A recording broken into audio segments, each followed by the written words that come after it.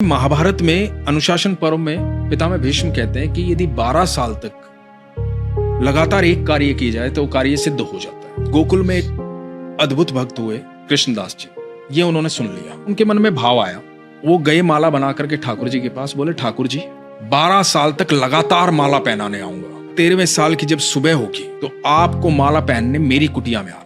अब कृष्णदास रोज माला बनाते, रोज ठाकुर जी के पास ले जाते और रोज ठाकुर जी को याद दिलाते कि आज इतने दिन हो गए। अब 12वें साल का आखिरी दिन था। ठाकुर जी को बोले ठाकुर जी कल आपकी बारी है, कल 13वें साल की पहली सुबह है और यदि कल आप नहीं आए तो मैं कभी आपके पास नहीं आऊंगा। भोजन की तैयारी की, सारी रात लगे रहे। सुबह प्रातः काल इंतजार करने लगे कि ठाकुर जी अब आएंगे अब आएंगे। शाम हो गई, ठाकुर जी नहीं आए।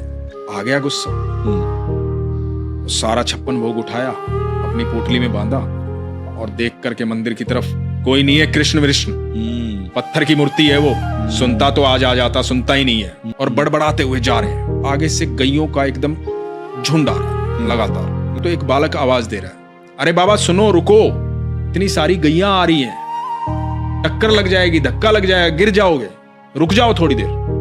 रुक गए कृष्णदास जी। तो बालक बोला कि बड़ी खुशबू आ रही है आपके झोले से, खाना खाया नहीं आपने शायद, तब तक गैया जाए बैठ के खा लो।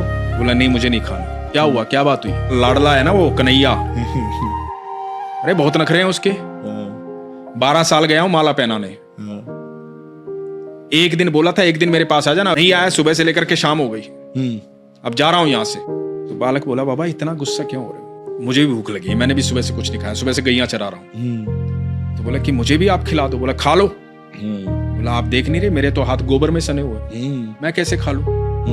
आप अपने हाथों से खिला दो। अब एक एक कोर खुद खा रहे हैं, एक एक कोर उस बालक को खिला रहे हैं। अब उस बालक को जब 2-3 कोर खिलाए ना तो बालक की आंखें लाल हो गई, आंखों में आंसू बह रहे हैं। कृष्णदास ने देखा, कृष्णदास ने कहा कि तुम रो क्यों रहे हो? भूख लगी थी, खाना खिला तो रहा हूं, रो क्यों रहे हो? तो बालक बोला बाबा माला नहीं पहनाओगे आज। कृष्णदास बोले कौन है तू? मैं ही तो हूं, तुम्हारा कृष्ण। बोला बाबा जब तुम माला पहनाते हो ना मुझे ऐसा लगता है कि मेरा आलिंगन कर रहे हो।